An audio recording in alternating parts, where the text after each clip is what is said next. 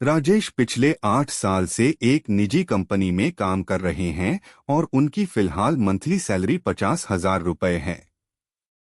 राजेश शादीशुदा हैं और उनके 2 बच्चे हैं। एक की उम्र 7 साल और दूसरे की 3 साल है। राजेश का कहना है कि उनकी पूरी सैलरी घर परिवार के खर्च में चली जाती है। हर बार सैलरी मिलने पर वे सोचते हैं कि इस महीने से 10,000 रुपए बचाएंगे, लेकिन अभी तक ऐसा नहीं हो पाया है।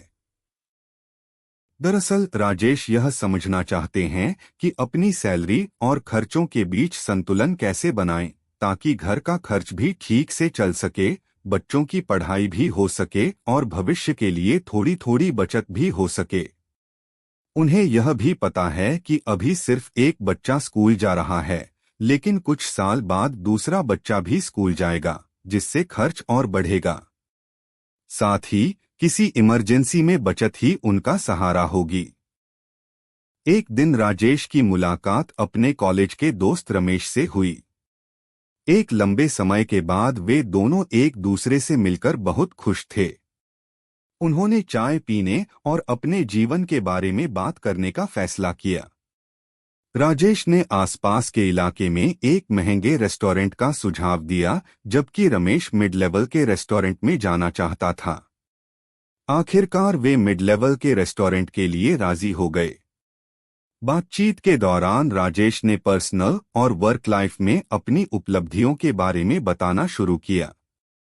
उनके माता पिता, शादी, बच्चे आदि। बीच बीच में राजेश ने अपने निजी फाइनेंशियल्स के बारे में भी चिंता जताई, जैसे कि वह कैसे अपना जीवन गुजार रहा है। उसके पास बचत और निवेश के लिए कोई पैसा नहीं है।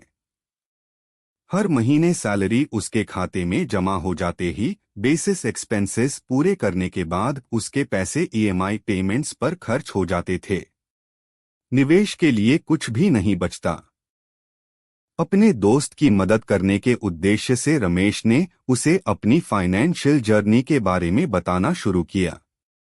ग्रेजुएशन होने के बाद उसे एक छोटी सी कंपनी में अपनी पहली नौकरी मिल गई, जहां उसकी सैलरी 20,000 महीना थी। उसके माता पिता ने उसे निवेश करना शुरू करने के लिए कहा, ताकि उसे कंपाउंडिंग का लाभ मिल सके, जिसे दुनिया का 8वां अजूबा भी कहा जाता है। रमेश के पेरेंट्स ने एक नज़दीकी ब्रोकर के साथ मिलकर रमेश के लिए डीमैट और ट्रेडिंग अकाउंट खोला। अपने फाइनेंशियल एडवाइजर की मदद से रमेश ने म्यूचुअल फंड में निवेश करना शुरू किया। फाइनेंशियल एडवाइजर ने उन्हें फंड के राइट एलोकेशन में मदद की। शुरुआत में रमेश ने 5,000 का निवेश करना शुरू किया, जो उस समय उसके वेतन का 25% था। रमेश ने इंश्योर किया कि एसआईपी की तारीख सैलरी क्रेडिट के अगले दिन ही होनी चाहिए, ताकि वह निवेश के सबसे महत्वपूर्ण टेक्निक यानी income minus investment equal expenses की सोच को आसानी से लागू कर सके। वह निवेश के बाद बची हुई राशि के भीतर अपने बजट को एडजस्ट करता था। दोनों दोस्त 10 साल बाद मिल रहे थे। रमेश ने अब तक रेगुलर इन्वेस्टमेंट करके 20 लाख का कॉर्पस बना लिया था। अगर वह इस यात्रा को इसी तरह जारी रखता है तो रिटायर होने तक वह लगभग 20 करोड़ का कॉर्पस जमा कर सकता है। जबकि राजेश कर्ज में फंसा हुआ था और अभी भी भविष्य की योजना के लिए बचत और निवेश करने के लिए संघर्ष कर रहा था। राजेश को यह बहुत दिलचस्प लगा और उसने यह समझने में उत्सुकता दिखाई कि रमेश 50,000 रुपए की सैलरी के साथ अपना खर्च और इन्वेस्टमेंट कैसे मैनेज कर लेता है। रमेश ने उसे सुझाव दिया कि वे इस बात पर ध्यान दें कि कैश फ्लो को कैसे बढ़ाया जा सकता है, क्योंकि वो निवेश नहीं कर पा रहा था। इसकी एक वजह थी कि वे कैश की कमी से जूझ रहा था। रमेश ने लाइफस्टाइल में कुछ बदलाव करने का सुझाव दिया, जैसे कि मिड कॉस्ट एरिया में एक अपार्टमेंट किराए पर लेना, ताकि वो किराए पर पैसे बचा सकें। कई क्रेडिट कार्ड रखने से बचें। क्रेडिट कार्ड पेंडिंग अमाउंट को असेंडिंग ऑर्डर में चुकाने की कोशिश करें। उदाहरण के लिए उसे कम बैलेंस वाले कार्ड का रीपेमेंट पहले करना है और उसे बंद करना है, जिससे उसे एक्स्ट्रा कैश फ्लो बनाने में मदद मिलेगी। इसका का उपयोग वह अगले कम पेंडिंग अमाउंट वाले अगले कार्ड के रीपेमेंट और बंद करने के लिए कर सकता है। इस तरीके को अपनाकर वह कर्ज के जाल से बाहर आ सकता है। एक बार जब कुल ईएमआई इनकम के 30% की सीमा के भीतर हो जाती है तो वह इन्वेस्टमेंट शुरू कर सकता है। राजेश की जिंदगी को आसान बनाने के लिए रमेश ने उसे दिखाया कि वह 50,000 की सैलरी में कैसे अपना फाइनेंस मैनेज करता है। हर महीने 8,000 वो म्यूचुअल फंड में इन्वेस्ट करता है। सैलरी के दूसरे दिन ही एसआईपी के जरिए ऑटोमेटिकली इन्वेस्ट हो जाता है। रमेश का घर का किराया 10,000 है, किराने के लिए 8,000 और ब्रॉडबैंड सहित बिजली के लिए महीने का खर्च 3,000 आता है। ट्रांसपोर्ट के लिए वह लगभग 3,000 और बच्चों की शिक्षा पर 5,000 रुपए खर्च कर रहा है। वह इस बात पर भी ध्यान देता है कि सेविंग के चक्कर में क्वालिटी जीवन जीने में कमी ना हो, इसलिए शॉपिंग और एंटरटेनमेंट के लिए हर महीने 5,000 रुपए अलग से निकाल के रखता है।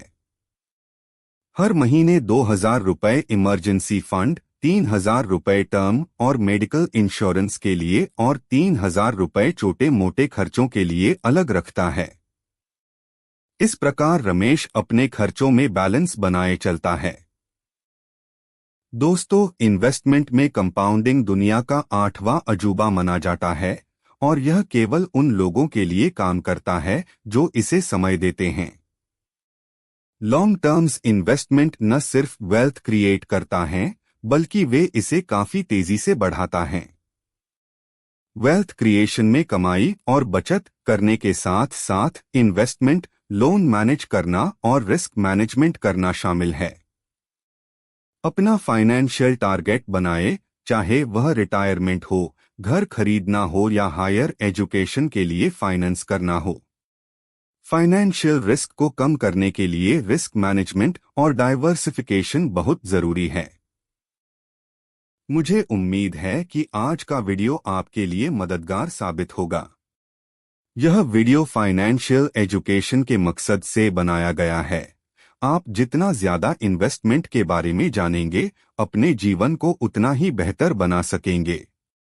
अगर आपको वीडियो पसंद आई हो तो आप लाइक बटन पर क्लिक कर सकते हैं और चैनल को सब्सक्राइब भी कर सकते हैं। साथ ही आप कमेंट सेक्शन में अपने विचार शेयर कर सकते हैं। मैं एक NISM certified mutual fund distributor हूं। इन्वेस्टमेंट्स के बारे में आपके मन में कोई भी क्वेश्चन हो तो आप कमेंट्स में पूछ सकते हैं। आप मेरे व्हाट्सएप नंबर पर भी कांटेक्ट कर सकते हैं। साथ ही अगर आपको इन्वेस्टमेंट्स के लिए मोतीलाल ओसवाल डीमैट और ट्रेडिंग अकाउंट ओपन करना चाहते हैं तो डिस्क्रिप्शन बॉक्स में दिए गए लिंक पर क्लिक करें। आप मुझे मेरे मोबाइल नंबर पर कॉल या व्हाट्सएप भी कर सकते हैं। Thank you for your time and happy investing.